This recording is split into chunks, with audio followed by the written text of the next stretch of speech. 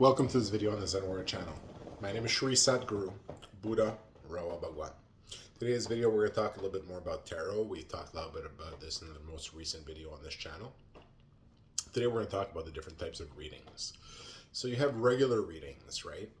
Regular tarot readings, which are done by different practitioners, which are at different spiritual levels, and depending on how advanced they are spiritually and connected to the divine, their spiritual level and degrees, essentially. This determines to what degree they can come close to a proper reading in exactitude and truth. So different practitioners might have different readings, right? And the more powerful the practitioner, the more precise that reading and closer it is usually to the truth as it is going to take place, is taking place, and the obstacles that are in place, etc. So there are different types of readings. Those are regular readings, right? And in regular readings, some practitioners even the ability to change the reading to certain degrees, angles, 10%, 15%, etc., or flip a card or something like that. These are things that can be done by more advanced practitioners. And as tarot functions on a hierarchical order of the decks, right? Each practitioner's deck has a certain hierarchy in the hierarchy of the decks, depending on the power of the practitioner. Okay, so in that way, there is the first deck on top. It's called the first deck, right? Which is the deck of the Grand Master of the tarot, right?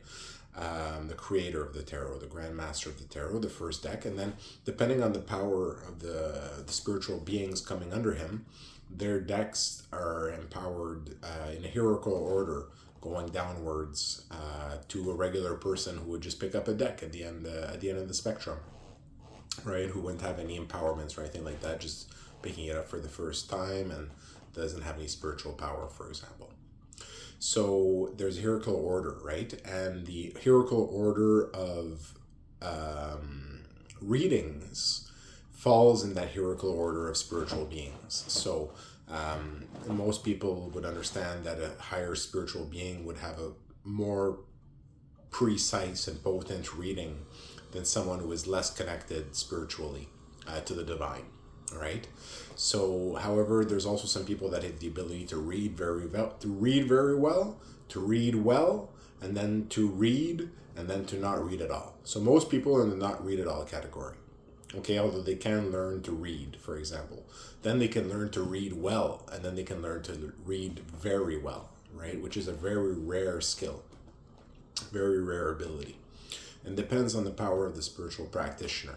Okay, so that depends how close they get. Okay, but would these readings come from God, from the divine, right? And that's why their closeness to the divinity of the spiritual practitioner influences on the purity of the reading.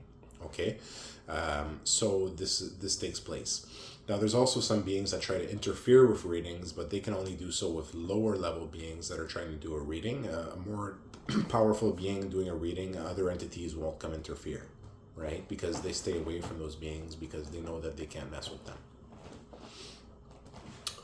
So readings can be done, right? And adjustments to the deck can be done depending on the empowerment of the individual doing that adjustment, right?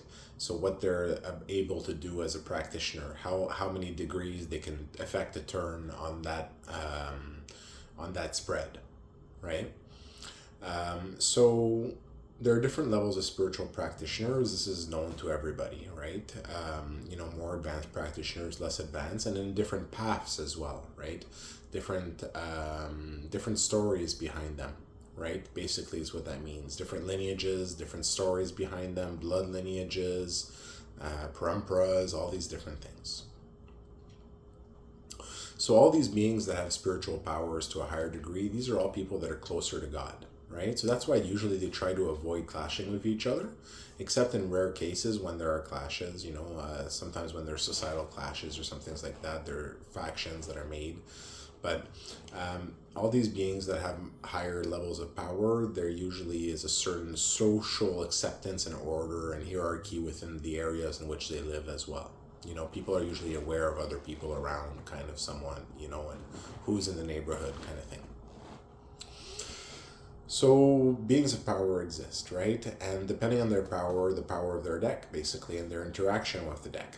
And what happens is when they say something, right, out of a reading, basically, when they read something, anyone who's less powerful than them will fall under that reading.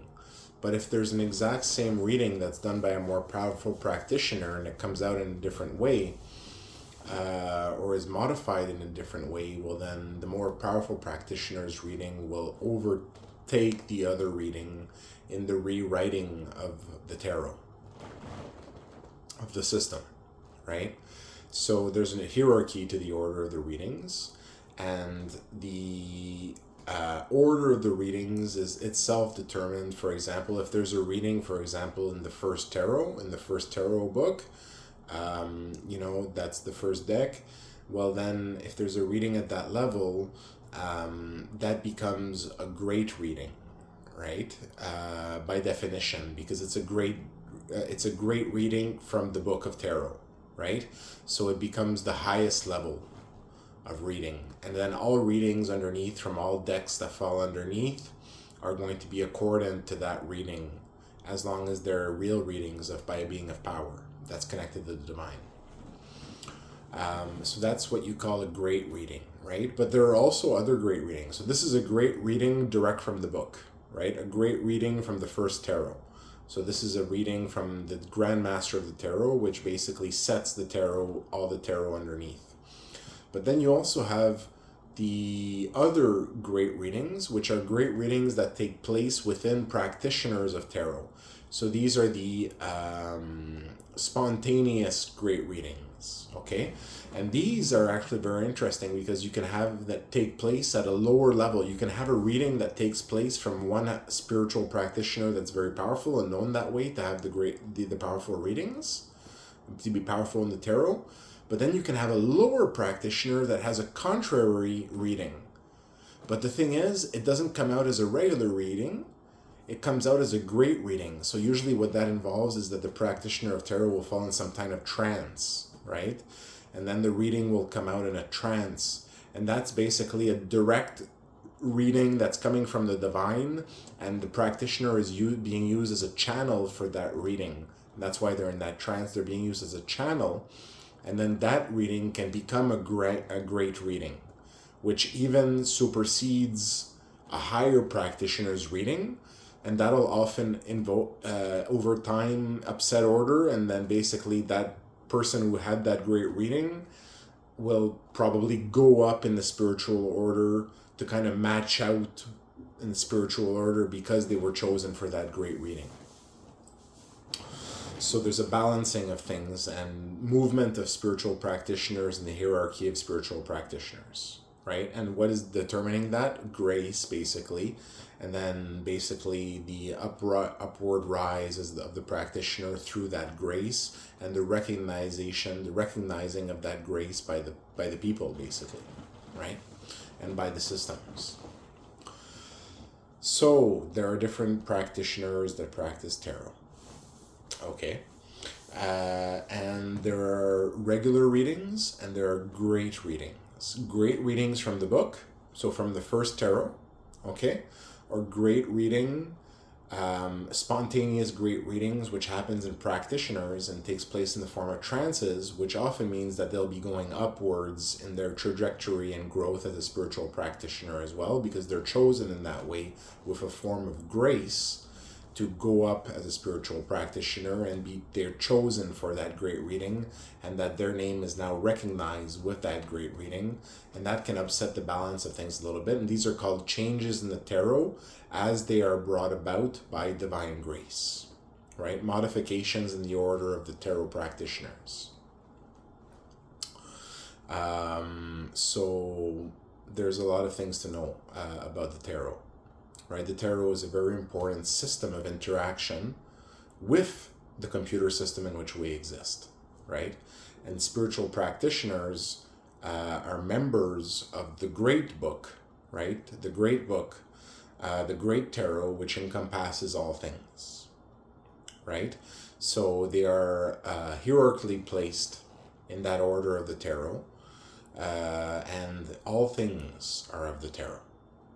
Okay, because the tarot was created as a set of divine images designed by God and given to the creator of the tarot, okay, through divine interaction with God, okay, so that this tool could be given to mankind so that it could end up in people's homes, and it could end up in the hands of the spiritual practitioners that are to be known as lights of the tarot, right?